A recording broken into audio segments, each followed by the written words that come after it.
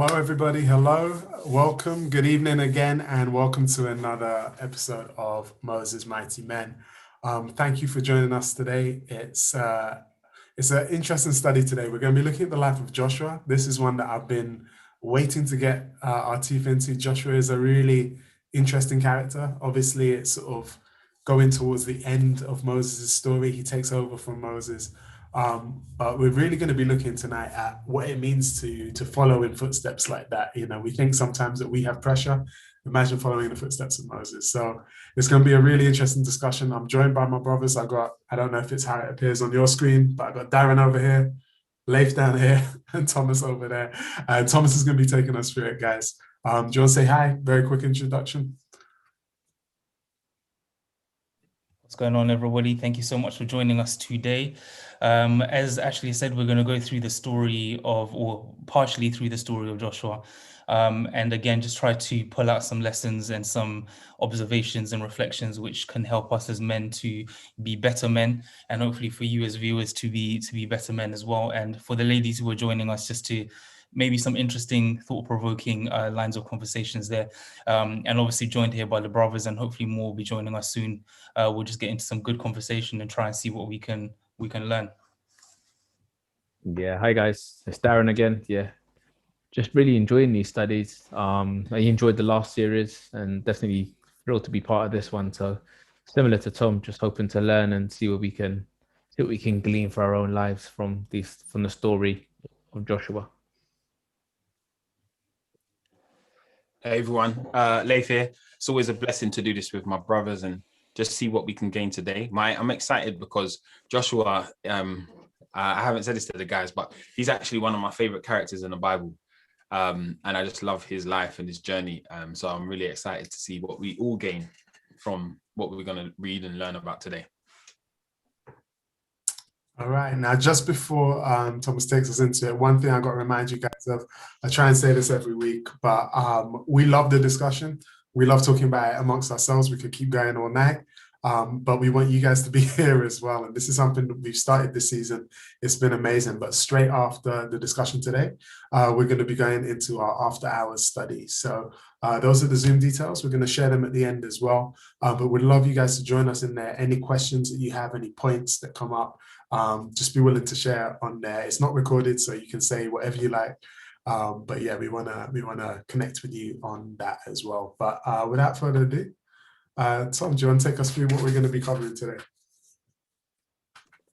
Yeah, sure. So this is very kind of like a loose guide. We really just want to get into the conversation, but we're going to be looking at his achievements as a soldier, and kind of Joshua the soldier.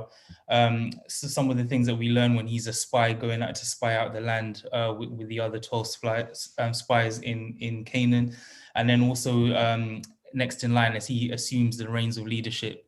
We're gonna kind of be getting into that. And understanding his mindset, trying to glean what we can about his mindset, and some of the things that made him a success. And so really the first thing I wanted to really look at is, you know, obviously we know Joshua as being one of the most successful generals that the Bible really kind of speaks about, especially in the Old Testament. Moses as well, fantastic leader. He's up there really with the names that come to mind when you think about amazing biblical leadership. But boys, I just wanted to kind of understand, in your own lives, when have you ever felt as though you are entering some big boots, like you're about to assume leadership in some capacity, but perhaps there's a massive expectation on you, perhaps the person you're replacing was a big character. What's the mindset that you guys have experienced when entering that position? Yeah, go ahead, Leif, man. You can. Yeah, man. So when it comes on to position of leadership, I think I'll speak to more recently. Our pastor was not well in my local church. And as a result, there was a period of time where our head elder had stepped down. And there was a time where it was like, I kind of knew everybody was saying, Leif, you know, you got to step up. But it was a thing of internally, I was thinking, all right, how am I going to do this? And I just was more in the mindset of, you know what, at the end of the day, let's not put too much pressure on ourselves. We're all in a pandemic.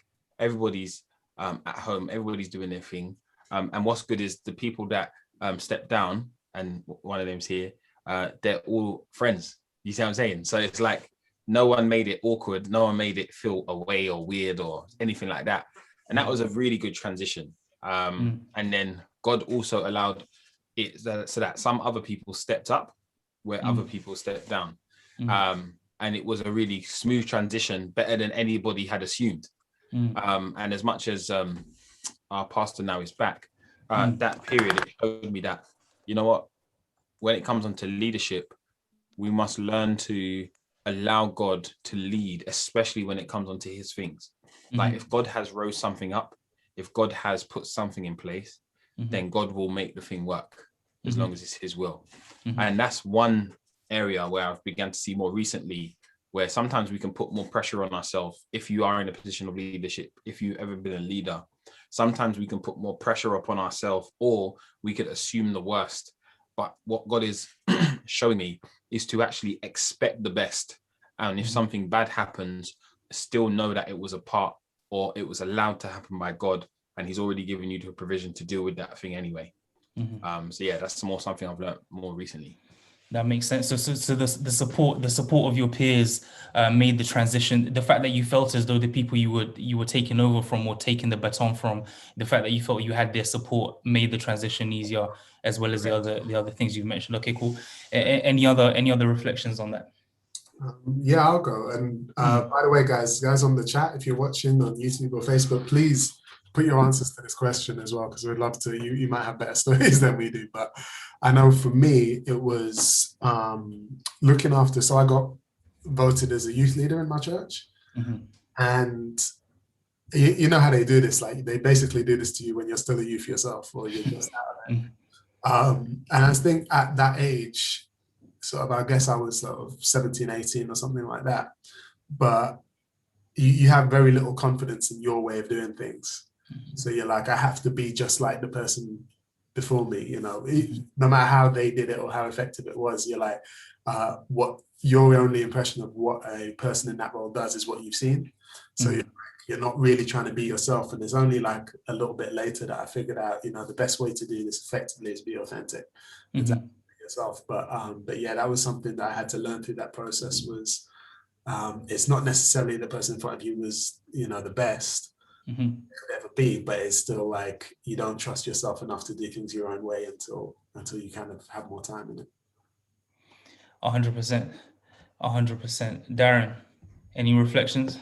Yeah, I just like trying to peer back into the past, and I think when I first became an elder at a church which will remain dear to my heart, I realized that. So initially I was youth leader at that church, and my role was really just representing young people. And so when I became an elder, I almost felt like I needed to continue that so that there was a voice for young people at that place. And I think what I learned is that people expected a little bit more from you than to just represent a faction or a section of church. They wanted representation across the board. So I think it's important. But when I was doing that and knew what people expected, I still knew that if I did that continuously, then the very voice that I was there to represent will get lost. So I think for me, the one thing I learned about leadership is having courage. I call it the courage of your convictions, but as a Christian, I'm not sure about the courage of our convictions. The more courage to do the things that need to be done rather than what's being said. Because as a leader, sometimes you have to make difficult decisions that are based on what God is telling you to do from a Christian perspective, or what you know is the right thing to do from maybe a business perspective. So yeah, there you go. Thank you, man. And I want to encourage the audience to interact with us. And I think Leif is going to be on the YouTube chat there. So just drop in your answers to the questions, get involved in the conversation, and Leif will feed that through so we can feed back on it. One thing which I noticed in Exodus 17. Actually, I don't know if you can get that slide up, slide 7. We see here, obviously, Joshua's gone into a fight or into a battle with the Amalekites, with Amalek's tribe or kingdom. And the victory that they win here, that Joshua wins here, is comprehensive. In fact, it says later in the text that they will be blotted out. This language is used when something's going to be removed so comprehensively, it's as though it never existed. And so, the Amalekites are blotted out. And Joshua is the one who goes and gets this victory. But what I found interesting is that before Joshua ever becomes leader and Moses is still the leader, I want to quickly just spend some time discussing the interaction, especially in this particular instance, between Moses as the present leader and Joshua down in the battlefield as a future leader. For me, it seems as though when I read this, the psychology that Joshua begins to develop of victory and of competence is allowed to manifest and begin to build even before he becomes leader. And it's going to be important for him to have those victories under his belt, so when he is leader, he can look back and understand that victory is possible and that he's able. But as he's amassing these victories and beating the Amalekites, I want us to just quickly understand the role that Moses is playing of support. Although he is the leader, he seems to be up on the hill, not fighting himself because he's reaching an age where he can't be in the battlefield. But he's doing something else. He's holding up the standard. What is he that he went up with Aaron and Hur to hold up, Ashley? So it was his rod, yeah. So God, it's funny, all these battles, God did it in different ways. And this way, when the Amalekites actually attacked them, obviously he said, send Joshua out to battle, but you hold up your staff. Whenever they see your staff held in the sky, they're going to be winning the battle. If it drops down, they're going to be losing. And Moses was struggling to hold it up all by himself, and then Aaron supported. But yeah, it was, like you said, it was Joshua down actually fighting the battle. Yeah. One thing that's beautiful about this scripture is that it teaches you in leadership that you can't actually do leadership by yourself. That whenever you do leadership, whenever you're in a position of leadership, you always need an Aaron and a Hur as a part of the squad, as a part of the team, who are they don't have the same position as you, but they have strength and capabilities that are just as important to help you win the battles that you fight as a leader in every day. And one of the signs, and we've seen poor leadership and very good leadership, right? But we also know that one of the signs of a very poor leader is a leader that takes upon everything themselves, that doesn't know how to delegate and feels like their way is the right way and everybody else can kind of kick it to the curb. You know what I mean? So, and one thing that we see here in this sign is that, yes, Moses is able to show strength and hold up his hands, but there always comes a time in the life of a leader when he or she will have to be realized that, no, now is the time where I need support, where I need help. And it's even wiser where you can have the foresight through experience to preemptively see, you know what, let me get the Aarons and the Hurs involved sooner rather than later. And what this made me see is, and I think what you're saying is spot on there, Leif, but even towards I think whenever a leader is coming towards the end of their leadership, either through age or just through, reaching the end of their term, a leader because I think as leaders, as you were saying, not just taking on everything to yourself, but bad leaders or dysfunctional, not well-adjusted leaders feel as though because they're the leader, they need to always be where their action is. They need to pull in the victory themselves. And it's a very bad way to ensure that there is no succession planning happening, because you're always the person who's trying to get the victory themselves in the front line. Yeah. What I find powerful about this is that Moses is prepared to go up into the hill where there is no spotlight. There's no one looking at the glory taking place on the hill, but he's prepared to go up there and hold up the standard. In other words, to give his support to Joshua, who's down there in the battlefield fighting. And I don't know if any of you have ever been a young leader and had a senior leader who's really rooting for you and who's saying, you can do this, go and get the win. And how did that make you feel? Definitely. Yeah, man. Go on. Yeah, I've had both, where senior leader working against you, senior leader working for you, right? And one of the key things that I've experienced, I think very young, when me and my brothers were doing a ministry called Preaching Place, is that, you know, when we had those ministers who were in the background, who were very much for standing up, one of them, I'll put his initials, but I won't name names, JB, right? JB is this minister's initials. He's not in the UK at the moment, so some of you will know I'm talking about. But this gentleman was very vocal to be supporters, not just from a distance, but also in front of his peers. And that was very encouraging to see. in my young 20s, in my early 20s, to see, oh, right, you're able to stand up against your older peers and be bold in your opinions in some of the things that you say. There also was another minister whose initials AF. He did the same thing as well. So it's amazing to see. And another minister I know, PKB, he did also the same thing. Do you see what I'm saying? So I've basically seen ministers, who have stand for you, but I've also seen the flip side where you have senior ministers who stand against, and that can be very disheartening. I had one minister in particular. He actually, I don't think he remembers, but he was a minister that baptized me when I was 8 years old. That was one of the most adamant against what we was doing in our young 20s, and that felt super disheartening at the time. But it's one of those things that you begin to learn is a part of the work when you start working for God, especially. Thank you for that, brother. Yeah. I think one thing that jumps out at me is it's two things. It is he's up on the hill doing this thing, and like I said, it's not in the heat of the action, but he knows from God's point of view that's the most important job to be doing, and when your hands are up. And I think that's the thing, that urge to kind of micromanage everything. Now that we've got people that might take over from us, I talked about when I was youth leader, but I'm trying to get the next youth leader going. You can let someone else take on the action, but still be in a leadership role where they can see you and you can inspire them. But that micromanaging thing is not leadership. That's just controlling. But I also think him doing that showed Joshua what's really important about leadership. Not only that, but the level of trust to say, you actually lead the battle is kind of crazy. Because Joshua, I think one thing that we might miss is Joshua's a young man. He's one of the youngest to leave Egypt. So I think he was just over 20 when they left Egypt. So Moses already placing a lot of trust in him. And can I share the next verse? Yeah.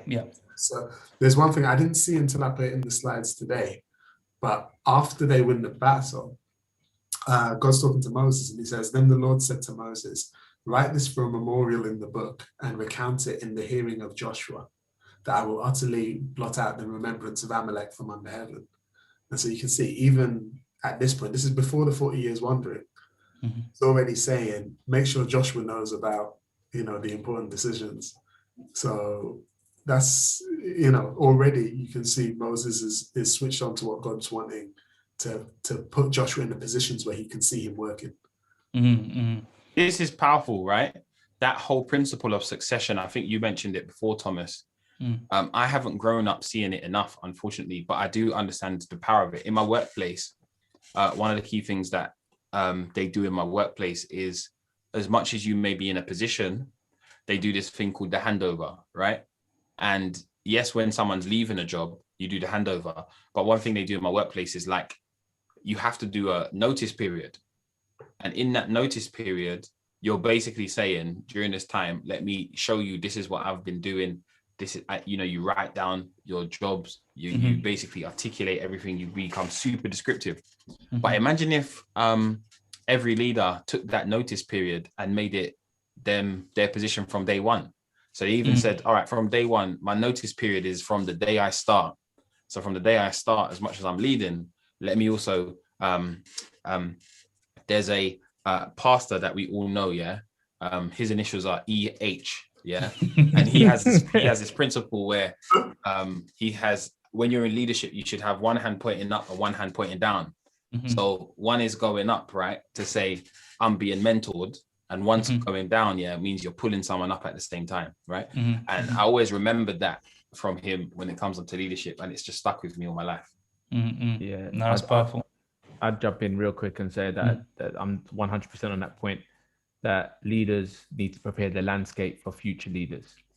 And you're not a good leader, that is a good leadership quality. Let's be very careful with language today. A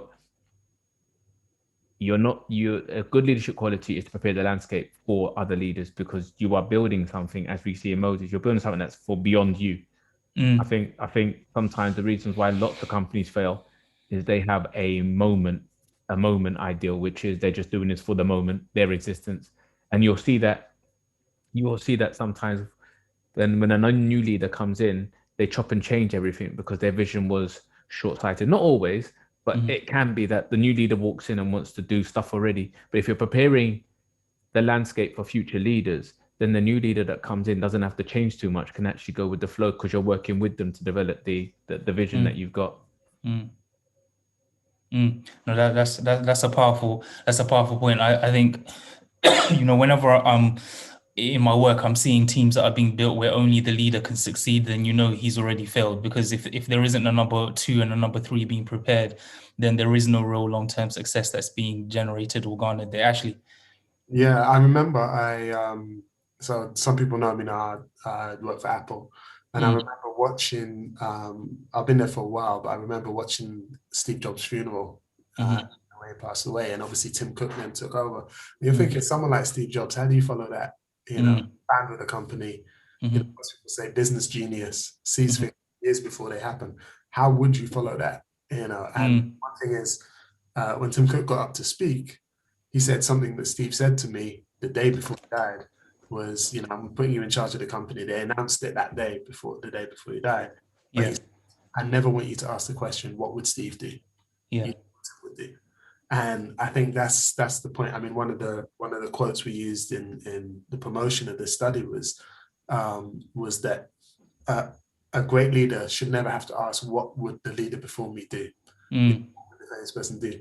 They should, I guess, more say, why did they do what they did? If I understand the motivation, I don't try and look like them or walk like them or talk like them, but I understand what drove them, and I'm going to be driven by the same thing. So that's why I think what Moses is doing here, letting Joshua see him holding up his hands, it's all about letting him see who am I really dependent on is God. There's nothing magical about Moses, is what Moses is trying to get across. It's my connection to God, and that's what he's trying to foster in Joshua. I love what Taisha said here. Taisha, who said, leadership is like a relay race. Always be ready to pass the baton on to the next person. Thanks for that. Yeah, that's very powerful. Thank you for sharing that. Stephen, again, just jump in whenever you're ready. I can see you there. One thing that I wanted to touch on Ashley's point there.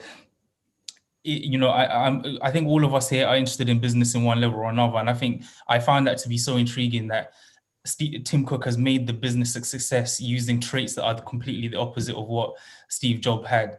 And it's very clear that he wasn't trying to be him. He was being himself, but that was exactly what the business needed. If he had tried to be the guy before, he would have failed epically. And it's his genius in supply chain that has actually made Apple what they are today, as opposed to him coming in thinking he's a marketing genius the same way that Steve Jobs was. And so that kind of understanding of what your strengths are, we're going to come to that conversation just later on.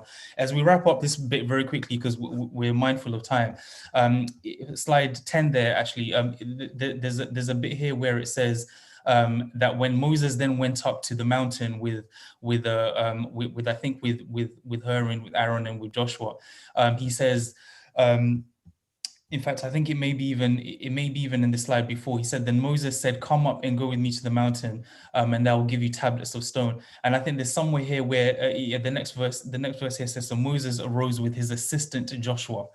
I find this to be, and Joshua's a young man. He's obviously more physically dominant, but he accepts this position despite having just secured a massive win against the Amalekites. I don't know why I can't pronounce this word properly, but the reason why this stuck out to me is because it goes against the grain of a lot of what we see in modern society, which is, if I've achieved ABC, in the lower end of achievement, if I've achieved some 1 or 2 or 3 good wins, I now begin to feel as though I don't have anything more to learn. Does that make sense? Like, why are you calling me your assistant? I just beat the Amalekites. Like, what are you talking about? I'm not an assistant anymore. I should now have a new title. I should be deputy director or something. Like, there's a culture that we live in that would suggest that after such a big win and after proving his competence so much, to be then referred to as the guy who's just going up the mountain with Moses to hold tablets would feel like a bit of a slap. How do we interpret this? Like, obviously he goes up there and he continues in his role as the junior, but what do we draw from this as young leaders, especially, or young husbands or young leaders in church? What is it that we can take from this, that even after you win, you're still prepared to be subservient?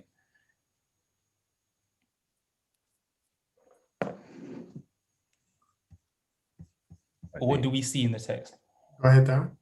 No. Just using it is quite deep. I think there's a level of humility there, right? In Joshua. Keep calling them like they're my friends. But Josh, yeah, it's like there's a super level humility because you're right. Like he's come back from this massive victory, and there could be this head swell moment. Like, look at me, I just like I I managed the Amalekites all by myself. I win. He could ignore what he sees up there and place it all on him. So, what I think that Joshua has this really important principle: everything that you do is important, but it doesn't make you important. It's just that everything that you do is important. If that makes sense. So, I'm doing this because it needs to be done. My position as leader or even trainee leader means nothing. Things need to be done, and I think for me, that is a quality of a good leader who knows what they're good at, what or not even what they're good at, but what needs to be done. And it's less about status and more about what needs to be done, and that where that level of humility comes through. So it's not about, I don't know, I'm this is beneath me. I mean, the ultimate example is Jesus washing the disciples' feet. For me, that shows you like Jesus is making a point when he washes their feet, but at the same time he still washes their feet. He could have made a point. He could have made that same point a million other ways, but that act was about a level of humility, saying, "Look, guys, it's not about me. It's not about my status. It's more about what needs to be done." So yeah, I think there's a super level of humility in Joshua at that particular time. Thank you, Darren. Yeah, Ashley. I think a couple of things, like just to jump on what Darren just said, it reminded me of, I had a colleague that was leaving the business and she wasn't going to another part of the business. She was just leaving the business completely, but spent like 2 months doing the most amazing handover you've ever seen. Like literally came after her was going to be set. And I just thought it's mad because there's no reason for her to do that apart from the fact that she cares about the work. And just what Darren said, like Joshua saw from following Moses like this, that it was all about delivering the people. It wasn't about him himself. It's mad because the people who weren't close enough to be assistants or to follow Moses didn't see that. They always thought Moses was like about the ego. There was always like, why have you brought us out here? Why have you done that? Joshua realized it's not about Moses. It's about the job of delivering Israel, and it's about God. And that brought me to the second point, which is, as much as being Moses' assistant sounds humble, think of what you're going to do. This is the point where God is on top of the mountain. Like literally as in the flesh as it's possible to be. He's up there with fire and smoke. And what kind of hits me is how scared everyone else was. Like they saw Moses go up in the mountain, they got scared. They got scared that they were too close to the mountain. But Joshua's like, I'm going to follow you into that. It's like walking into a volcano. It's like in the God. But it shows that Joshua's mind was where Moses' mind was. Not let me back away from God because it's scary, but let me get closer to the presence of God. That's a privilege. And I think it's interesting why Aaron had to stay and babysit, the Israelites when Joshua goes up into the mountain. It shows you Joshua was really ready to lead, whereas Aaron definitely at this point wasn't ready to lead. And so, yeah, God knew what he was doing while he selected Joshua for that. Right? Yeah, and you just triggered a thought in me there. I think one of the things is that Aaron shows from time to time that he has too much stock in what people are going to think about him. He's very afraid of not going against the grain. Whereas as we see with Joshua later, he's quite happy to be one of the only 2 people saying X when everybody else is saying Y. And I think that ability to think independently is something that Moses value. But it's in the next slide here. As a young leader, this next slide kind of really resonated with me here. Attending to Moses, it's a portion of text there where they begin to hear the sound coming from the camp. And this is where, irrespective of your gifting and your natural ability as a young leader, there is something that comes with age, experience, and wisdom that you just can't accelerate. You can't pick that up because you have done a course or because you know what to do. It's just some things can't be achieved by that. You just have to go through the experiences in order to have them. And I love this exchange because I imagine in my mind's eye as a young buck Joshua and this old sage Moses. And Joshua's kind of like, when he heard the noise, he said, of the people shouting, he said to Moses, there is a noise of war in the camp. because I don't know whether it's just his conditioning, because he's kind of always been on a war footing. I don't know if it's because he just came back from war, but in his brain, what he's hearing is war. And then Moses says, it's not the noise of victory, nor the cry of defeat, but the sound of singing I hear. And it may sound like a minor detail, but in my mind anyway, the wisdom that Moses has to be able to differentiate between what this sound is the kind of thing that, you know, if you think of a senior pastor or maybe an older figure who's been married for 30, 40 years, you may be a good person who understands things, but there is a wisdom that comes from age and experience that allows you to be able to make certain discernments that you just can't have as a young leader. And that's why it's so important to continue to align yourself with the older, competent leader in order to begin to pick up these small inflections of wisdom. And because if Joshua had gone down there thinking this is war, the way he would have met the children of Israel would have been very different to what they needed to be met, given that they were actually about to go into an act of worship for the calf. But there's a lot we could discuss there, but let's just move on to considering Joshua as a spy. And obviously, he goes on to, you know, they've gone to Canaan. We've all heard this story. They've gone to Canaan. They return from Canaan, and the report is being given. We again are very familiar with this. They talk about there being giants, and the inhabitants of the lands are like this, that, and the other. And they're basically painting a picture that says our chances of success here are pretty slim, because these are the sons of Anak. They're giants, they're bigger than us. They make us look as though we are, he says a quote here, he says that we are as grasshoppers to them, and to ourselves as well. We saw ourselves as grasshoppers. As we read this text, I know we've read this a million times, but what are some observations that we have, again, from having seen the spies' reactions to being in Canaan, in contrast to Caleb and Joshua?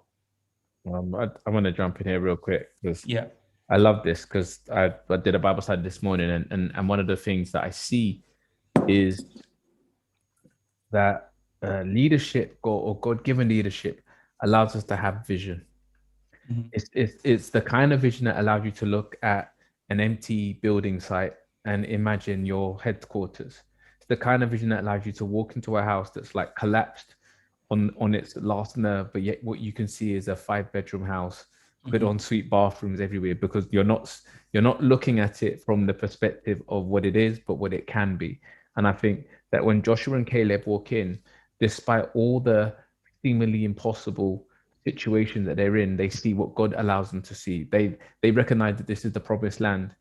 And so that's the report they bring back. Because I think in their heads they're going, and this is an amazing faith, actually. I think Joshua is another example of great faith, is that they go in there knowing that God has promised them this land.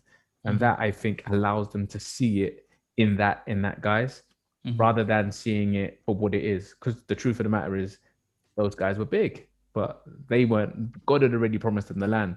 For me, that's powerful trust.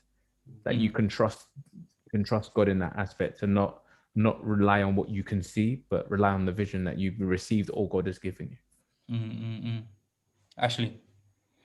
Yeah, for me, I definitely agree with Darren. Like, the thing that jumps out at me, I want to focus, if I can, on some of the actual wording, because the exact words they use reveal so much to me about where their minds are at. So yes, in Numbers 13, I'm going to start from verse 26. It says, "Now they departed and came back to Moses and Aaron and all the congregation of the children in the wilderness of Paran at Kadesh. They brought back word to them and all the congregation and showed them the fruit of the land. And they told him and said, 'We went to the land where you sent us. It truly flows with milk and honey, and this is its fruit.'" Now, the interesting thing about this is, at this point, they don't differentiate of which spies are saying this. It sounds like all the spies are in agreement, all 10 of them, is that they all agree, we went into the land. Boy, there's some good fruit there. And it talks about, they brought back some fruit of the land, and they brought back a cluster of grapes. And me and Leif were looking this up earlier. Leif was like, how can you have grapes that are so big that 2 strong men need to hold them between them? And we looked up some, I've seen Peruvian grapes. I remember. Yeah, Peruvian grapes. And then there's another set, Japanese. They're massive like plums, the grapes themselves. And there's a set in Japan, there's these special grapes in Japan that are big like apples. Yeah, and they brought back this evidence, and it's like, at this point in time, they're all unified. They're all saying the land is good, right? But then they go on. And you can imagine this might not be Joshua and Caleb saying these, it's probably the other spies, because they say, nevertheless, the people who dwell in the land are strong, the cities are fortified and very large. Moreover, we saw the descendants of Anak there, the Amalekites who dwell in the land of the south. The Hittites, the Jebusites, the Amorites dwell in the mountains, and the Canaanites dwell by the sea along the banks of the Jordan. And so you can imagine the scene now, right? They're saying, oh, strong people. And then there's this murmuring that starts. And you know that feeling where people, you can feel it in the crowd's starting to turn. And so Joshua speaks up. He's like, no, sorry, not Joshua, Caleb speaks up. He's like, let us go up at once and take possession, for we are well able to overcome it. And like I said, that faith is just strong. But then this is the thing that gets me. When they start going back and forth, this is how they put it. But the men who had gone up with him said, we are not able to go up against the people, for they are stronger than we. And they gave the children of Israel a bad report of the land which they had spied out, saying, the land through which we have gone as spies is a land that devours its inhabitants. Now, this is what I mean about, look at the wording, because these are the same guys who were saying it's a good land and there's good fruit, right? But when they get this negativity in their head, all of a sudden it's a land that eats up its inhabitants. What does that even mean? They're now saying it's a terrible land, but before they were saying it's a goodly land and they brought back. And it just shows me, exactly like you were saying, that vision of a leader. If you don't have that vision to see that opportunity, it can be the opposite way around, where your negativity will almost manifest things that don't need to be there. They are, they're not only, I saw Daryl just put in the chat, they're lying on God. But the man says they're not even lying on God as much as they're lying on themselves. They're contradicting what they just said.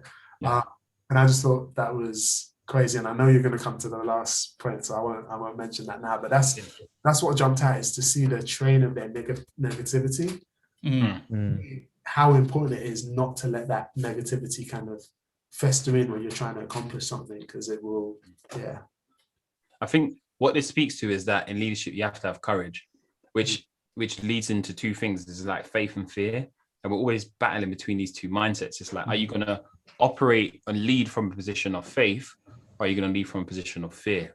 This doesn't mean that because you have faith, you don't act with wisdom. And I'm not saying to not be cautious, because you can still be full of faith, but have caution because you're being wise. You see what I'm saying?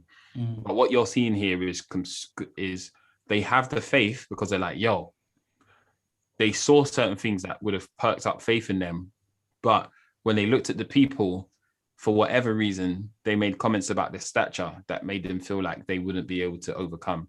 When God actually gave them his word that they would be able to overcome. And that's where I'm saying the fear mindset crept in, and that's what overtook their mindset, Just a quick thought, sorry, I don't want to talk too much, but I'm just thinking, how much would Joshua's previous experience be informing his faith right now? Yeah, good point. The battle where he saw, we're fighting, we're doing our thing. When Moses' hand dropped, we started to lose. As soon as the hand went up, we started to win. And it shows him, look, battles are nothing. God's in charge of battles. Because he led that army, they won that battle. They don't even have an army. They're just escaped from Egypt. They didn't have any kind of army, but they beat this mighty enemy. And so he knows what it means to have God fighting on your side because of his past experience, I think. Yeah, correct. No, quick point for me, yeah, Stephen, please. Yeah, man. For me, it personally resonates with me, man, in terms of the bad report, because for myself, I'm guilty of doing the same thing in my mind in regards to situations that I encounter. So I believe in my heart that God's given me certain visions, certain plans, ideas, and I believe it.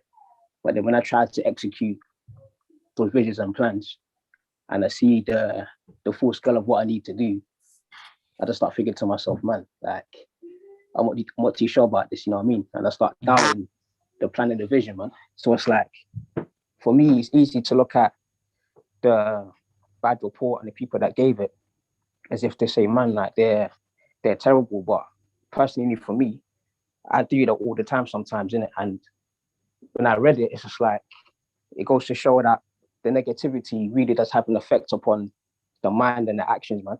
And I can't question my plan, my purpose, because I know it in my heart. I'm convicted of what God's told me to do. But then when I try to go out there and do the plan, fear kicks in. it's like No. I'm learning Yes. right now in my experience Mm. to test those promises, man, because I can always go to the Bible and the promises are there, but promises are good, but I need to act on it and believe it. And God isn't always going to just fulfill the vision just by I don't know, clicking his finger. He wants me to actually go out there, see the danger, see the obstacles, but just have the faith and belief that God's given me his word that he's cool. Get me through it, man. And that's what I'm trying to get to. Not just trying to be a person that actually can know that the promise is there, but I've tested it and I've seen it. It wasn't easy, but God came through, man. And that's, it caused me to really be positive. Obstacles in my way, how, you know what I mean, faith and belief that what God has given me, I can attain it. You know what I mean? So it's really, really personal for me, man.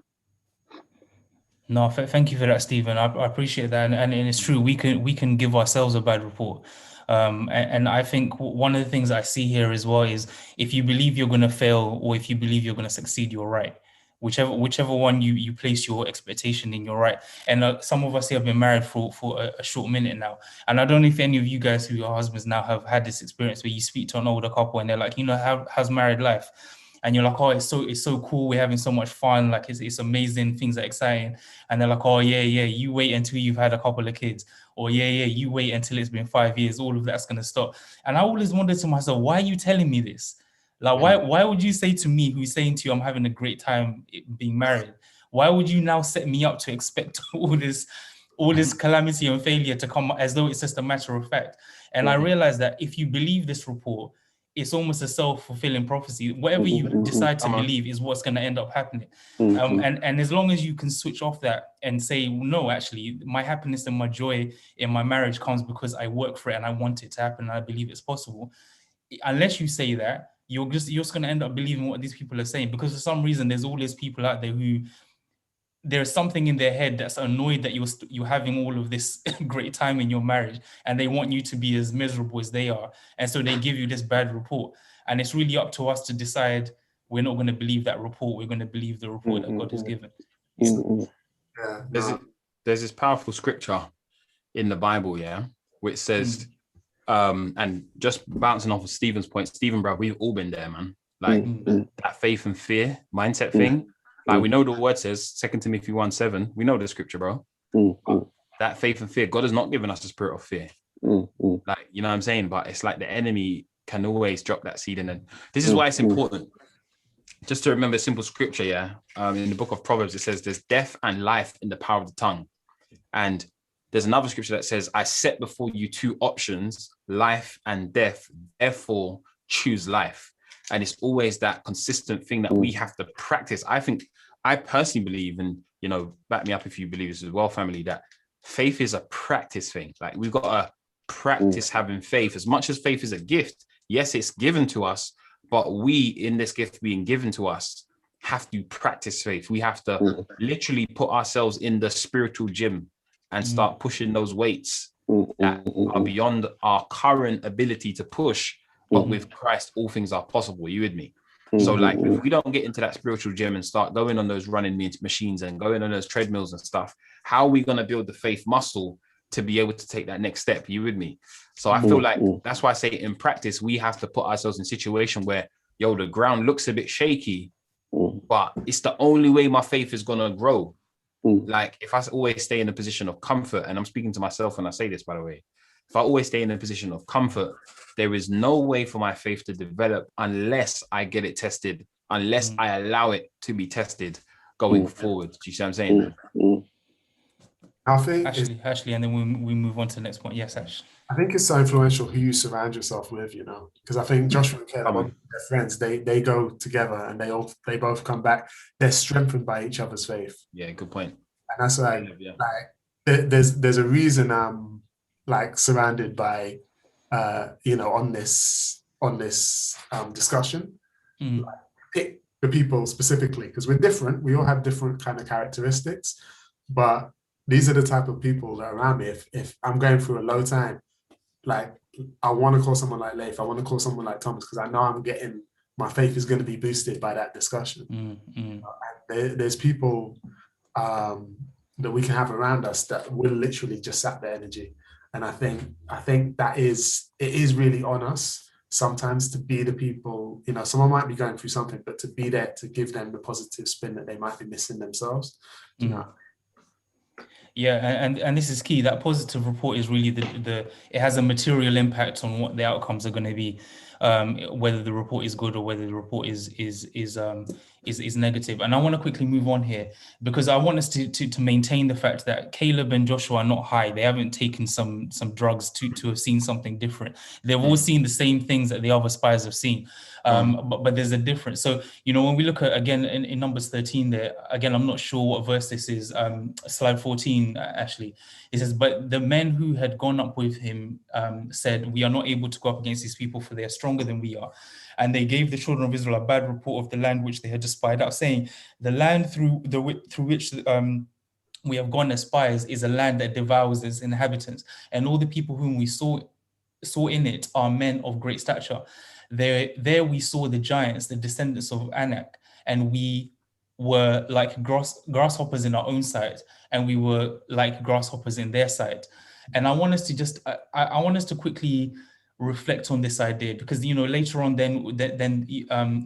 we hear Joshua and Caleb's report. Then the people say it's better that we just go back to Egypt. And I found this to be such a powerful thing for two reasons.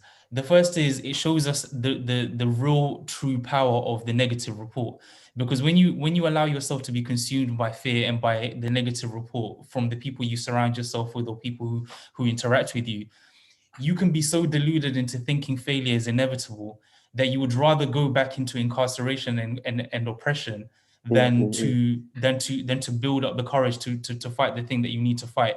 And for a lot of us, incarceration or bondage can be a variety of different things. It can be a really negative relationship with alcohol. It can be pornography. It can be whatever other kind of circular addictive or compulsive behaviors that wrap us up in order for us to not face the reality of the challenges around us.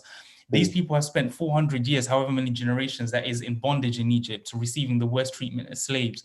But now, because of a bad report, they consider being back there a better position to be in than to go and fight in faith against the enemy. And all of us have something that is bondage. All of us have something that has locked us up for whatever period of time that we have fought so hard to escape from. But it can be the case that if we believe the bad report that I'm unable to start this business, that I'm unable to move on in my career, I'm unable to be a great husband, that we slip back into this other thing because we think it's better than fighting. Is this something that resonates with you guys? Come on. Yeah. Therefore, it's the reality, isn't it? That if you're to survey the land as it currently stands, as men of color right now, like everything tells us that we're never ever going to be in charge of a Fortune 500 company, and we're definitely never going to be in charge of a FTSE 100 company. That the stats tell us. Apart from maybe Prudential, they had a black leader, but that was like a moment, a pause, and no one even noticed. Trust me. But yet, if God has ordained that for us, then that's what we reach for. But when you look at the landscape for what it is, it can make you scared. And that's what Leif was alluding to earlier. Fear is a great crippler. Fear is so deep that these guys lie, they slander. They basically made up stuff to discourage the people because they were discouraged. And that's deep. And I think the response to that is to not trust what we see. But that's hard because the slave mentality can sometimes teach you to just see what you see, to just be caught up in that cycle of this is too much for me. Because up until, even though they're tasting victories, it's almost like, I don't know, like always having to fight to win can sometimes make you feel tired, and you're like, oh no, another fight, because they've already had a victory over someone else, and that put great energy and effort from Moses and Aaron. But yet these people, I think, in the heart of them, they kind of want it a lot easier, because that's why they keep going back to, sorry, I'm talking too much. They keep going back to Egypt. That in their mind, Egypt is easier. Even though they're under oppression, Egypt is easier than this because they have to fight for this. And yet they don't have the vision, I don't believe. They don't have the courage that Joshua has to fight for this. Yeah, powerful. Ashley, yeah. Yeah, no, just hearing that, what actually jumps out at me a little bit is that when I think of what they said about Egypt, it's not just they're delusional about this, but they bring on the delusions about Egypt. And it's bad that people go along with that, because if you remember what Egypt was, at the time we read, they were crying out for deliverance. They were like, this is hard torture, this is bondage. When they run out of food in the wilderness, they're like, in Egypt, we had leeks, we had cucumbers. It's like, not lying. But we did it because, Leif mentioned like the old relationship. We tell ourselves that old relationship that was literally causing us physical stress to the point we might have been losing our hair or whatever it is. We keep telling ourselves, but we had some fun times, and we don't remember the trauma because we don't have the faith to kind of go forward. And I think when we talk about faith, sometimes we just say it generally, but the thing that really jumps out at me is that grasshopper's point. We were like grasshoppers. Yeah, Sorry, Ash. I think you're going to jump to the next point. Sorry, finish your word. No, but what it says is we were like grasshoppers in our own sight, and so we were in their sight. Yeah, that's the part that kills me, because these guys were spies. They weren't being seen by them. Do you know what I mean? Yeah. And it's like, we were grasshoppers. It's like, you just made that up completely. Yeah. And that's the scary part. Is like Damon said, that looking at the stats or whatever makes you think how someone else views you.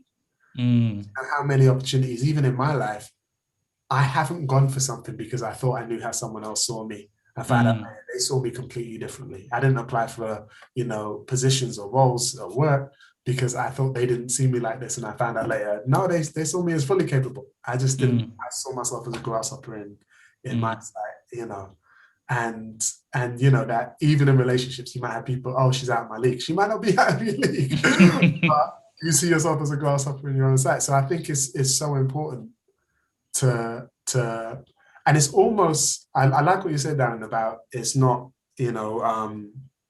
it's almost ignoring what you see, but I actually think it's almost the opposite.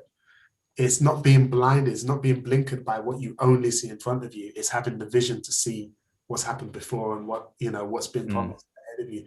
Because Israel's problem wasn't that they couldn't see something, it's that they refused to remember what they could have done. Why do they think they can't conquer it? They've already conquered the most powerful kingdom that the world's ever seen. Why do they not think they can conquer a few cities? So yeah, I just want to read a couple comments from people online. Like Nomsa Praise said, Joshua and Caleb knew this would be easy, would be an easy battle because God had promised it. The other spies may not have had that prior experience in small things to help them have big faith in the battle. And Elisha, she said, we can't just base our faith on what we see, and even worse, what other people see. We have to experience God for ourselves and allow him to grow our faith. Love that point. I just leaning into what Elisha said there. There's someone I've been listening to for some reason a lot recently. If you don't want to know, just ask me afterwards and I'll tell you his name.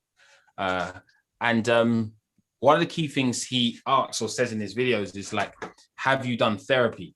Which I find quite interesting.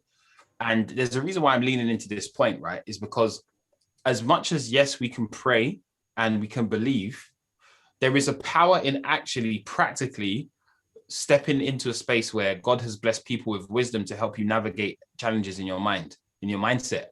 And I believe that for many of us, taking that step into therapy to really observe the way we think and to look at what's happened in past trauma and that affects us today could actually be something that could help in your spiritual growth. Because I do believe from what the Bible teaches that there are some things that you can pray away and there are other things that will be a thorn in your flesh, right? But in all things, God is still with you. God still loves you. God still cares for you. The Bible says he will never leave you nor forsake you. So So, but even with the thorn in the flesh, the Bible says to Paul that you still will have grace with him. Now, what if a thorn in our flesh could be the faith to step out, that lack of faith, to step out? But also, I believe one thing that we can do to help us in that is to go through a process to understand the way we think and also how to think ourselves correctly. Because we grow up in homes where, let's be honest, most of our parents didn't actually go to parenting class or buy books from actual professionals on how to parent effectively. So there are things that we bring into our trauma. There's also, from past traumas, there's also things we bring into our Christian experience that impacts the way we see the promises of God. And I believe one of the things that we can practically do is begin to learn, even as no matter what age you are, is learn how to think correctly, but more importantly, learn the reason why we think the way we think, potentially because of what's happened in our past as well. No, that's absolutely key. And I think for Black men as well, the idea of getting therapy is something we need to normalize and speak about more in our circles, because dealing with past trauma is a major key in us being able to successfully move forward. And that's what highlights here. When they said, let's go back to Egypt, look at the trauma they would have faced in Egypt. But why does Egypt feel more like home rather than fighting forward to a place of freedom and safety? And you know what I'm saying? I think for a lot of people, familiar trauma feels safer than unfamiliar, healthy moving forward. And that's really the key behind the therapy. I want to quickly touch on this point here. They said, let's pick a leader who will return us back to Egypt. And this is why Ashley's point was so important about your circle. There is always a leader who's prepared to take you back to Egypt. There's always someone who's prepared to take you back. And that's why you have to really audit your circle so carefully, to only have Calebs who want you to go forward and not leaders who want you to go back to Egypt. But, when we move forward, everybody tears their clothes. Aaron and Moses tear their clothes when the congregation say this. So does Joshua and Caleb. And they come back and say, this land is a good land. We can have this land as long as the Lord delights in us. Now, what I was saying earlier is that Joshua and Caleb have seen the same giants as the other spies. They know they're small in stature. But there is a way that you can see yourself as a grasshopper that leads you to want to go back to Egypt. And there's a way that you can see yourself as a grasshopper that allows you to have more faith in God and move forward. And I want us to, there's a meme that I want us to look at and maybe just discuss the difference between how people see themselves versus the things that they have actually achieved. This is a meme that a lot of us have maybe seen around. And I particularly love this one of Jay-Z here. It says, on the picture on the left where he's wearing all the expensive jewelry and watches, he's worth 100,000. And by the time he's wearing just the plain tee and the cardigan, he's worth 600 million.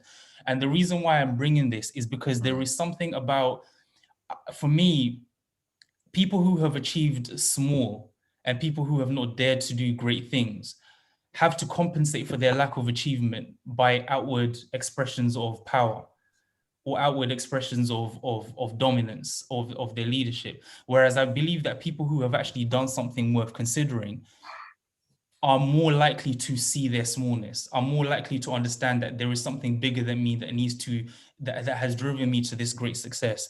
And I remember when, there's in a previous, in season 1, as we now refer to it, and we were looking at David's mighty men, we saw a moment where Samuel is speaking to Saul and says, when you were small in your own sight, God used you. So here's a text in 1 Samuel 15. It says, so Samuel said, when you were little in your own eyes, were you not the head of the tribes of Israel? And did not the Lord anoint you king over Israel? Now the Lord sent you on a mission and said, go and utterly destroy the sinners of the Amalekites and fight against them until they are consumed. Why then did you not obey the voice of the Lord? When he was small in his own sight, he was able to achieve big because he knew he had to rely on God. Does that make sense? Yes. But I feel like a lot of times in our leadership, not just as men, but a leadership period, there is a temptation to want to demonstrate our power or demonstrate that we're in charge and I think we spoke about this in the previous conversation in this season. When you lose power, you have to use force. So you have to use other means to convince those around you that you have power. But for people who really understand what it is to achieve highly, they are more than happy to see themselves as small, especially in a faith context, because they know that God is the person who's actually winning these victories. In what sense does this apply to us in our lives today as young leaders, as young men as well? In what way can we see ourselves as small in a healthy way? And what are we then able to unlock if we adopt that? one thing I can touch on here, if we just go back to that Jay-Z meme, which is powerful when you think about just the actual visual, the way it's presented there, right? Is what is highlighted here is the ego, right? The ego. I don't know if many of you understand what I mean. I'll just define it quickly. Yeah. Ego simply means a person's sense of self-esteem or self-importance, or the part of the mind that meditates between the conscious and the unconscious. Don't going to go down that definition, but really it's the sense of self or self-importance, self-esteem. So reason why I talk about the ego is because specifically as men, sometimes depending upon our backgrounds, we can have very shallow egos. So it means that, you know what I mean? We need to show externally the cars, the bling, the hot thing on our arm, whatever it may be, because we get validation from peers. So what we don't really care about the jewelry. We care about what the jewelry gives us. The jewelry gives us validation amongst people whose opinions we care about more than the value we put upon ourselves, but than the view we have upon ourselves.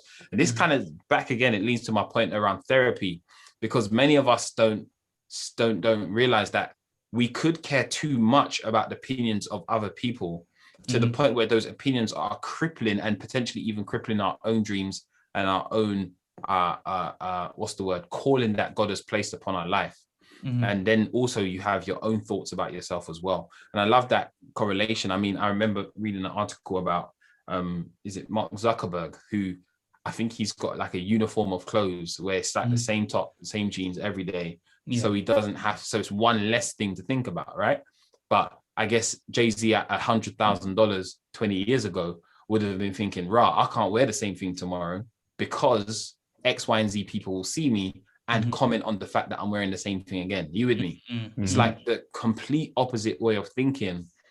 Billionaires are like, I need to free up my mind from menial tasks to think about big vision things. Whereas at smaller spaces, your ego is driving because there's importance placed on the opinions of others more than the value you place upon yourself. Yeah, 100%. Actually, I'm coming to you just now. I love what you just said there, because I don't have the complete articulation, but what is beginning to emerge in my mind is that if you're not thinking about I'm small, the Canaanites are massive, you can now think about how is God going to use me to win this battle? Because you're not preoccupied with I'm too small, I'm not big enough, the land is too blah blah. The grapes, look at the grapes are so big. You're not thinking about that. Your mind is freed up to now be like, actually, I remember what God just did last week with the Amalekites. We're good. Whereas I think if we allow ourselves to be overly preoccupied with self or with the ego, then we are unable to have room to even think about how God could intervene in a situation. Actually. Yeah, no, 100%. It's that. Now, I remember seeing it in kind of a Muhammad Ali interview, and where he really opened up. Because the thing is, if you know Muhammad Ali, people love him because he was so confident, so kind of braggadocious, whatever. Obviously, had the poems and stuff. But when you really knew him, you realized he was like that in front of people. But he said when he learned to kneel before God, he could stand before any man. And I think that's the thing where where you don't believe in your own validation, you feel the need to prove it to other people. Where you know the only one whose opinion matters is God, you're seeking God's validation, but you already know that God accepts you just for you, not just for the internal stuff.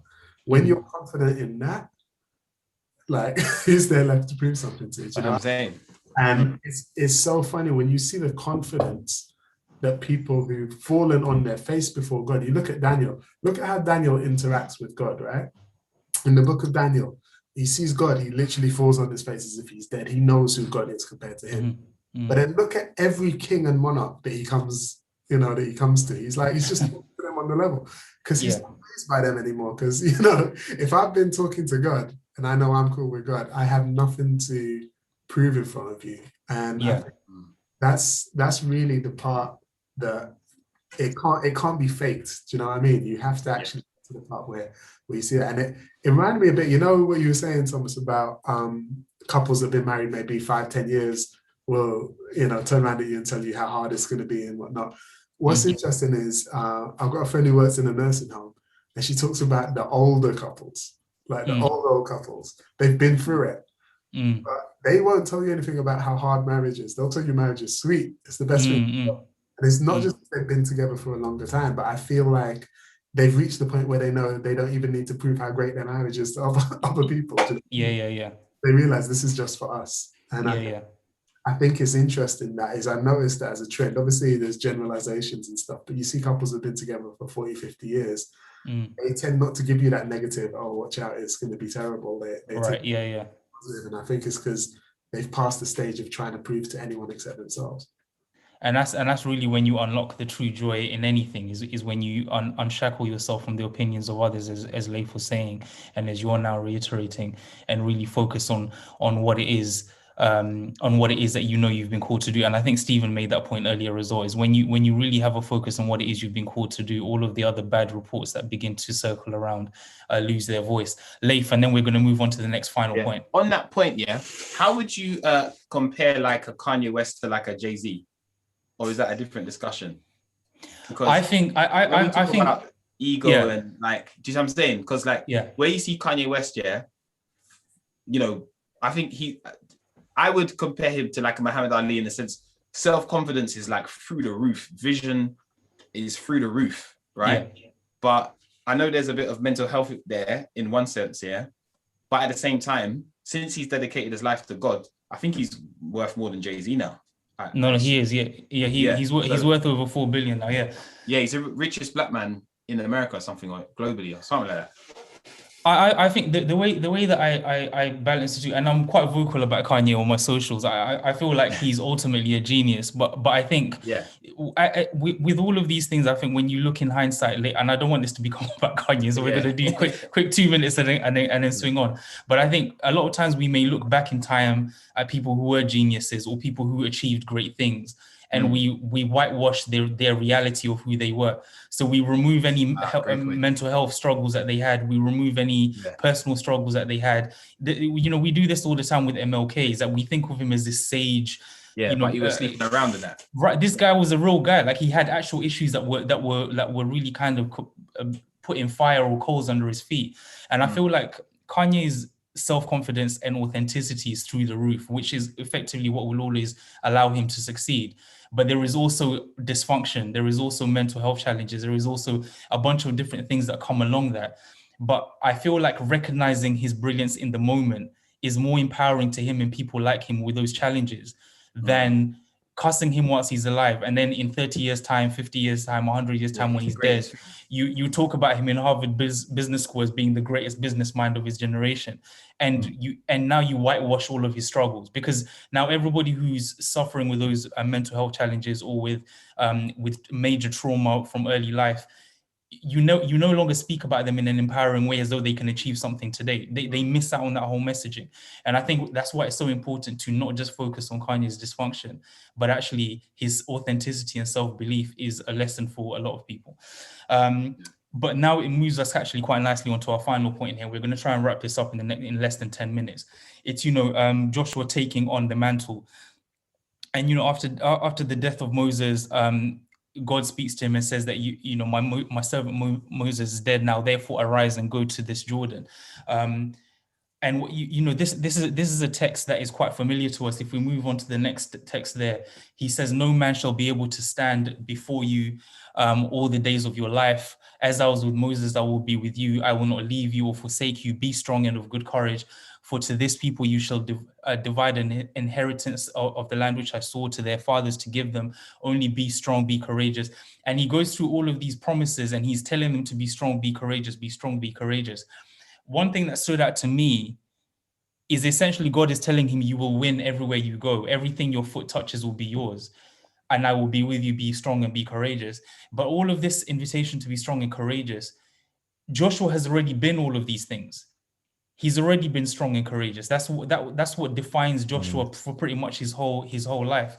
And what I got from this, and I would be keen to hear your reflections on it, is that God is saying to him, continue being yourself, essentially.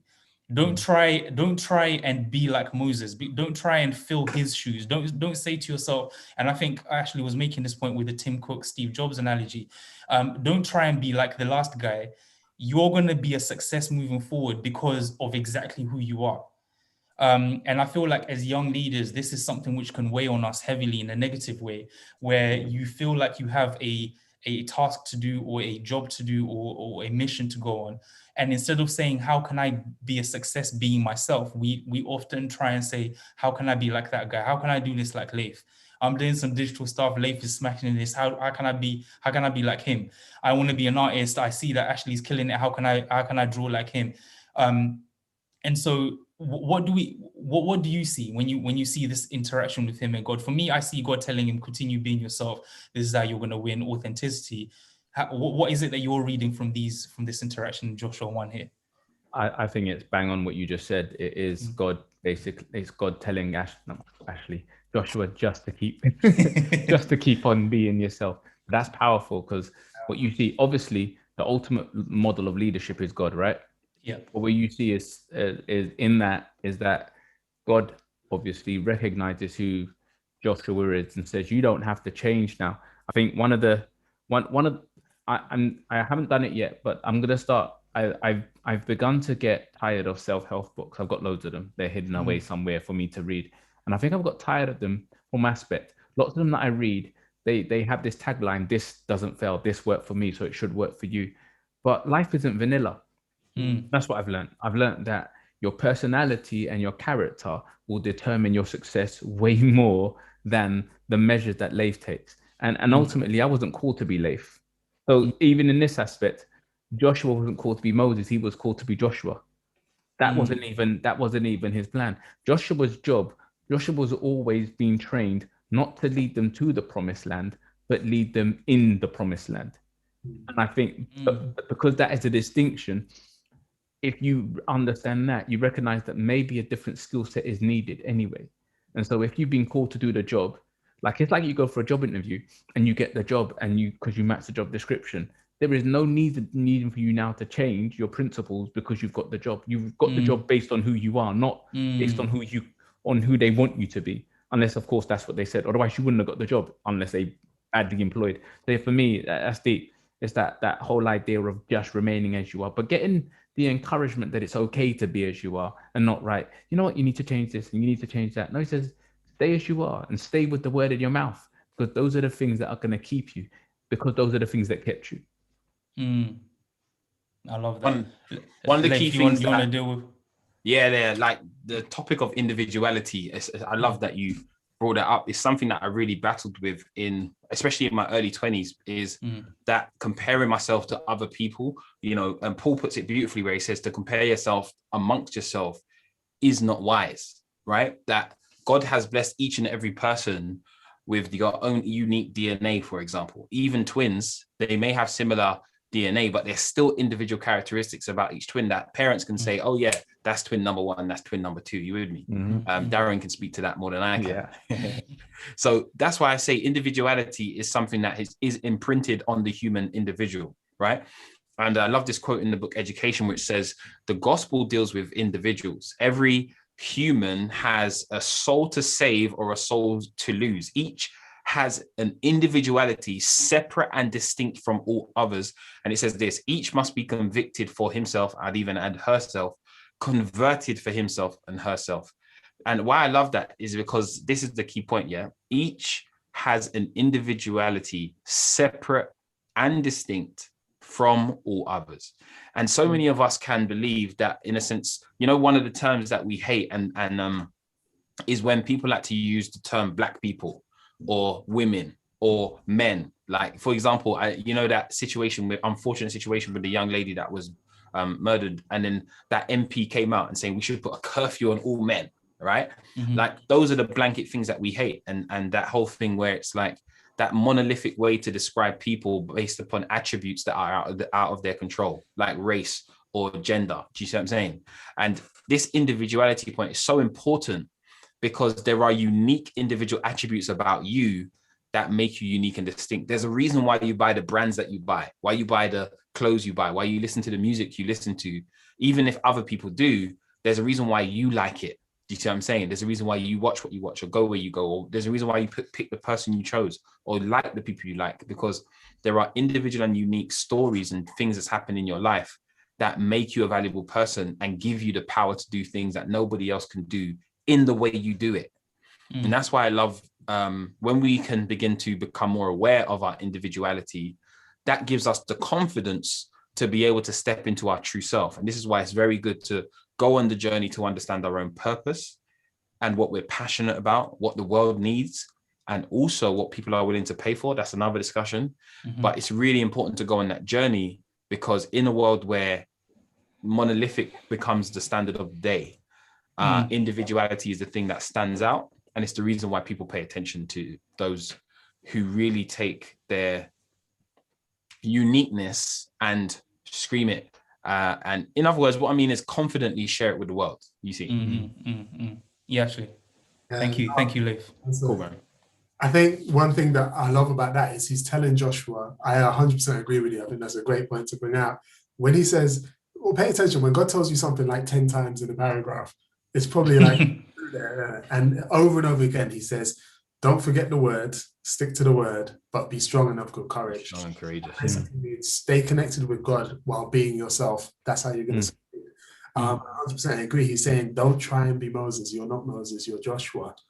But what's mad is the miracles that God then accomplishes through him are basically Moses-like miracles.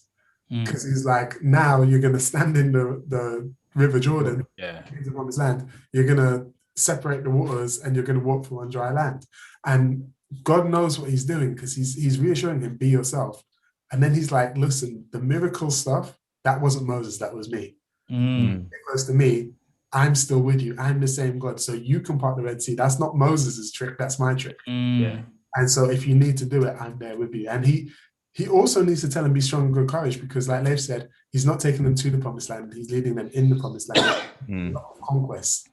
If they struggle to go in the first place because they saw a lot of enemies, they're going to see a lot more enemies now. So he's like, that same thing that gave you the courage to say it was a good land. Don't forget that, because that's what you need now. No, 100%. Now, I want to make two final quick points here before we wrap up. The first is about responsibility. So obviously they've come earlier on. We see they've come down from the mountain with Moses. These guys have made a calf and they're worshiping. What are the consequences of their worshiping this calf in terms of the timeline? What does God do? What does God say to them because of their worshiping the calf? So that worship of the calf, one, that was an Egyptian god that they were worshiping. That 100% breaks the law that was now just given to Moses. And also God was ready to wipe them out. You know what I'm saying? Like what they did was a offense to that. Well, it was a I'm trying to say deafable offense. Let's call it an impeachable offense. That's what. Yeah. Like it was something that led to that. Yeah, they would have been wiped out unless Moses didn't step up, and then Moses became their. He saved them because Moses came in and said, "No, Lord, don't kill them." But yeah, God was very vexed. Absolutely. Actually, there was a point you made to me earlier about the delay. They now had to go and wander around again for a certain period of time. This is what really got me, right? This is how you know where Joshua firstly is learning what leadership actually is from Moses, because there's two incidents. There's the golden calf incident first, and then there's not believing the spies, and that cost them 40 years in the wilderness. What he sees with Moses is he knows where Moses was. He was on the mountain with Moses, with God, not partaking in any of the sin of the people. And yet he knows that God then said to Moses, look, these people have forsaken me, leave them alone. I'm going to make of you a great nation. And Moses is like, no, block my name out of the book, just let them survive. And so he sees from Moses what it means to lead is to even put aside everything, your own salvation, just to lead these people, even though you had no part of their sin. And seeing that example, what happens to him? Then he goes to the board of the wilderness. Like, who actually gives the good report is him and Caleb. They did everything they were supposed to do. They encouraged the people. Early on, the text said they were encouraging them when people were saying, we're going to stone you to death. They were in the face of death. They were saying, come on, we can do this, guys. And then the punishment comes. You're going to wander around for 40 years. Imagine what that 40 years feels like to Joshua. Do you think God did that 40 years to wipe out that mindset? Yeah. Well, yeah, because it wiped out that generation. So in correct. the end, what's crazy is Joshua's one of the youngest people to leave Egypt. When he finally gets into Egypt, he's the oldest guy. Mercy. There's no one younger, there's no one older than him. But it just shows me like what he's learned from Moses and ultimately from God is that leadership means, taking the hits for the people, even when not only it's not your fault, but you're the opposite of the one to blame. And the only place we really see that lived out fully is in Jesus' life. Jesus had Yeah. no part of sin. Sin is only sin because it's going against God himself. And yet he pays the penalty for sin. And I think that's what's crazy about Joshua, because we know, what does Joshua's name mean? Joshua's name is the same as Jesus' name. They're both actually called Yeshua, which means God is salvation. And this is the most Christ-like he's acting, is him knowing that leadership means, even though I had no part to blame for us being stuck in the wilderness, I'm going to come with you guys. I'm going to be this 40 years in the wilderness with you. And I think that blows my mind. And I think from a spiritual leadership perspective, there's the idea that sometimes as leaders we have to be faithful to leading people who aren't going to make it. They're not going to make it into the promised land, but we can't give up on them. We can't just decide, okay, fine, you're not making it anyway, so you go die in the wilderness.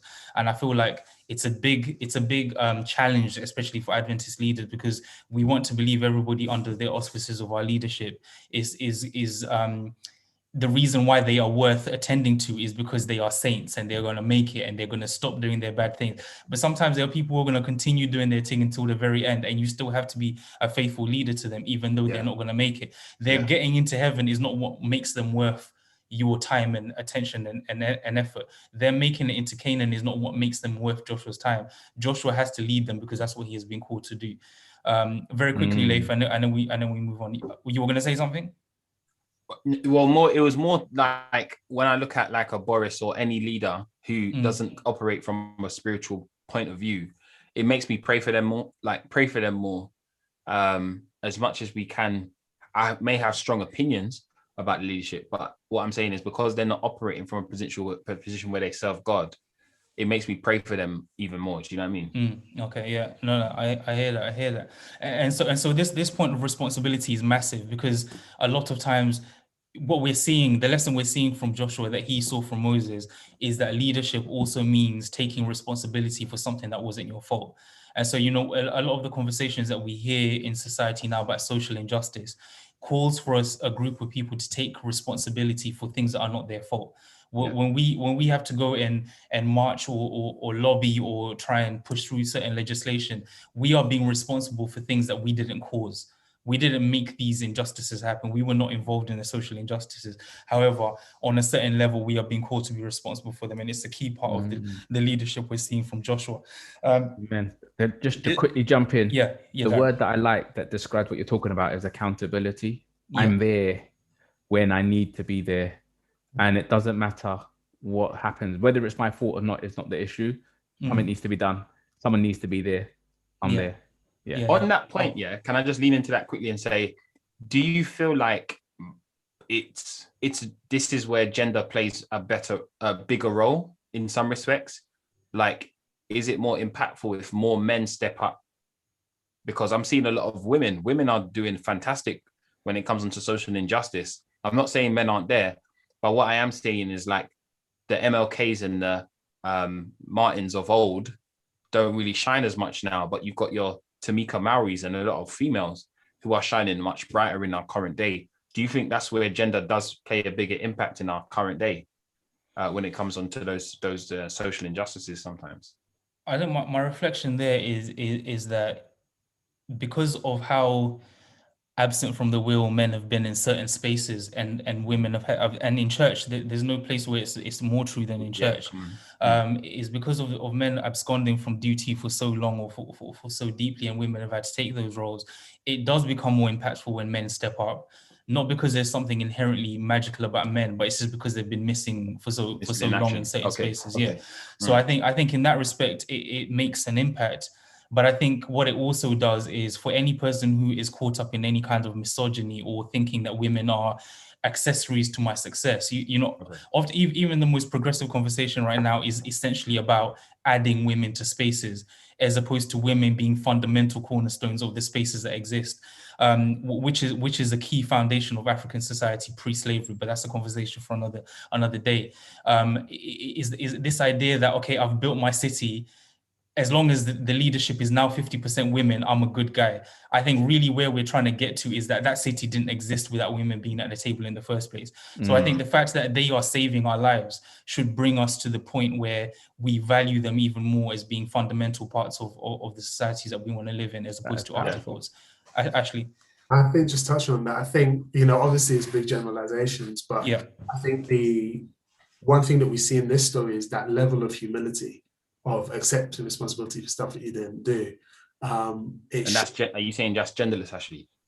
It should be, but I think culture kind of reinforces this idea that, there's certain stuff that's not our responsibility as men that we shouldn't have to do or whatever. And I think, I think there's been a couple of things in the news that I've seen recently, like, all the, was it Stacey Abrams in Georgia that pushed the vote out? What I didn't realize until I saw just a bit before that is that she'd lost an election, which was a bit dodgy. Like, she probably shouldn't have lost that election first, but her thing wasn't to whine about it. It was like, okay, let's go straight back to getting the vote out afterwards. And it just reminded me of that kind of thankless task that maybe men are not so used to doing, where, they coming home from a job and having to look after the kids or whatever, they think, well, that's just not my responsibility, I'm out working. Whereas maybe moms who are working are coming in and doing that. So I think getting back to that level of humility of saying, it doesn't matter if I feel like I should be responsible for this. If this is not getting done unless I do it, let me do it. And I think that's what, like Thomas said, has been missing, that really should be there from us. That's what we can learn from Joshua, man. That especially as men, if we can step up and take more responsibility, like my personal view, and I'm not putting this on anyone here, is I think specifically as men, if we take more responsibility and step up, the impact is greater, not because of just not from a gender point, but I think from the point you made around missing in action, but also from the point of, as men, when men step up and lead, more people are willing to follow. It's good leadership. Do you see what I'm saying? Irrespective of gender, more so, because I think men following women is sometimes a lot harder sometimes. Doesn't mean it doesn't happen, but I think it's a lot harder. But I think when men lead and lead well, women and men follow as much more. I think where it does, and this is just the final point here before I make my last point, and then we're done, is the fact that I think the place in modern society, in the more contemporary conversation that men can have a real impact because they're men, is around the conversation around harassment and sexual assault and rape culture in the UK. I think recently there's been conversation, and you can have in between the problem and the solution, you can have any conversation you want. There's many that need to be had and will be important to have, but ultimately what needs to happen is men need to hold other men to account. We've been hearing a lot of stories recently of men intervening in situations where they feel that women are in danger or are not in a safe situation. And it's easy for good guys to be like, well, I'm not a rapist. None of my boys are harassing women. All of my guys are married and we're good people. So this isn't my problem. But I think this is what we're learning from Joshua. Is if there's an issue and I need to go with people, even in a direction that is opposite to that which pertains to me, I need to, because Joshua is trying to get to Canaan.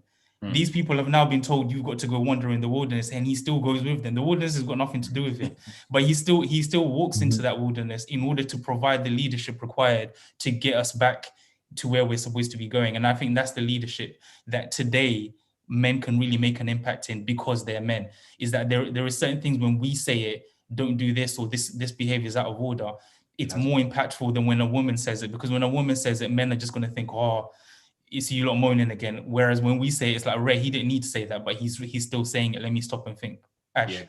So 1 second point, because I know we got to go, but one thing you said there was that Joshua, he saw that he was needed, because he's got to be thinking, listen, if we're the only two people that were saying we could get in, and then we leave, they're never going to get in. Right. And so I think that's the point, is not so much you thinking, oh, because I'm not part of the problem, therefore let me separate from this conversation. It's like, well, if I'm not part of this problem, I have to be part of the solution. Right. If I'm not part of the solution, that's, one less person that can actually help. Yeah, no, I thought that. Yeah, no, 100%. Now, this is the point that really kind of also blew me away. An important one here is that we see all of the promises that God makes to Joshua. You're going to win. Everything you touch is going to be yours. Be strong and of good courage. Everything I did for Moses, I'll do for you, so on and so forth. He gives him a massive pitch about be courageous. But we see later that Joshua does lose sometimes. There are some losses he has to take on the chin, and the way I summarized this was that incidents are not destinies, in the sense that you can have an incident that goes left, but this doesn't mean this is where you're going. And I think what frames the losses are deep and clear understanding of the promises that God has made towards him, allows him to frame a loss in a positive and healthy way. Because I think without the promise, the loss could be, psychologically, a loss could be the beginning of more losses. Whereas for a person who really takes seriously what God has said at the beginning of Joshua, a loss is just is the anomaly. This is actually the weird thing. The fact that I lost today is the weird point, not the fact that I won in an outrageous battle that I shouldn't have won. The fact that I've lost a battle is the weird anomaly that I don't understand, because really my agenda is winning. And I think this is the key point to understand in our leadership as men, is that if we know we're supposed to be over here and these things happen to pull us away, we know they're just incidents. They're not where we go. An incident is not where I'm going. It's just something that happens along the way to where I'm going. Any final quick reflections on that, and then we wrap up. Jumping in, I just think that is powerful, Tom, because and one of those failures is probably when he's like, but what's so powerful about that is that he learns from it, and they learn from it, and they move forward. And I think for me, you want to call it success and failure, I no longer view it. I just view them all as things that happen in our lives that we learn from. But I don't even success. You probably learn more from failure than you do from success anyway. And I think that as Christians, we've definitely got to appreciate this, that we are going to go through some trials, and we're not always going to get it spot on correct and ticked well done. Because also what and this is the point I'm trying to drive home, is that this is happening because there is something about us that needs to be drawn out. And what we view as failure is actually the revelation of something in our character that God is trying to eliminate. Come on, yeah. That's super powerful. Ashley. Yeah, I 100% agree. And it's the failures Joshua does view as opportunities. It's like, I don't lose, I win or I learn, like Darren was saying. One thing that I just put, the last verse, let me skip this, but I think this is a good point, is that it's not just God, it's the people also say to Joshua, be of good courage. What is amazing is by this point in time, the people are actually rooting for Joshua as well. But one thing that just strikes me from the end of Joshua's life is it's almost like an oasis of success in a desert of failure. When you read the Exodus, you get so used to hearing the people messed up here, the people messed up there. But there's something that Joshua says, Joshua 24, he's about to die. He's lived his whole life leading the people. And as he's about to die, he knows what the people can be like without good leadership.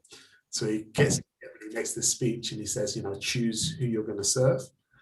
And one thing that I love is it goes on in verse 31, and it tells us, Israel served the Lord all the days of Joshua and all the days of the elders who outlived Joshua, who had all known the works which the Lord had done for Israel.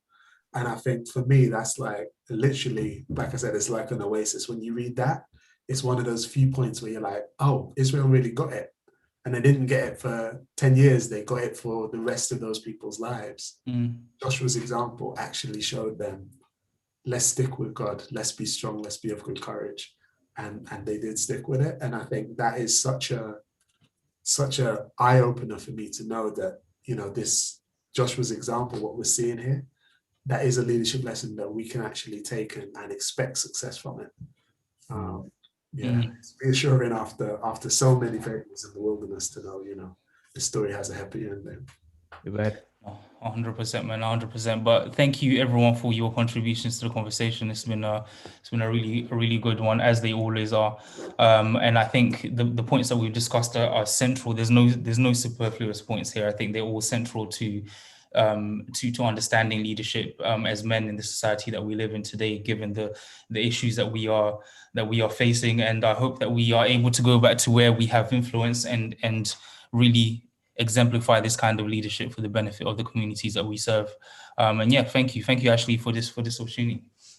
No, thanks so much, bro. That was an amazing study. I wish we could go on longer here, but good news is we can. As we said, we're going to be carrying on with the after hours discussion. That's going to be at 8:45. It's not going to be too long, just about half an hour, 45 minutes, but please do jump in and join us with that. There's the details. And I think one of us can drop them in the chat as well. But also, guys, I hate to say it, but we're nearly done with the Moses Mighty Men series. We've got one more week left to go. Next week, we're going to be looking again at Moses. We looked at Moses at the start, and now we're going to look at Moses at the end of the story, as he actually gets to the end of his journey, and see what true leadership means. So please join us for that. Same time, same place next week. But yeah, just want to say thank you so much. And just could I ask really quickly if Darren, you can just pray for us to close up? So, mighty loving God, we thank you so much for allowing us to just glare into your word. And right now, Lord, we ask that the lessons that we have gleaned from this, that you will help us to put it into our actions and our lives, and we will trust, Lord, not in what we see, not in what we even understand, Lord, but ultimately in what you are going to do for us, Lord. But most of all, Lord, give us the courage and the strength to do the things that have got us thus far, Lord. And if there's anything that we shouldn't be doing, Lord, then give us the courage and strength to drop it. The truth is, Lord, right now, we know that you're going to give us the courage and strength to be men in this society, to support our women, and to support our children, Lord. And may we have a vision that you give to us that we just carry forward, and may we also be men who develop leaders, Lord, so that this can continue even after we've gone. In Jesus' name I pray. Amen. Amen. Thanks so much, guys. It's been a blessing, and yeah, we'll see you next time. All right. See you now. See you later, everyone. See you.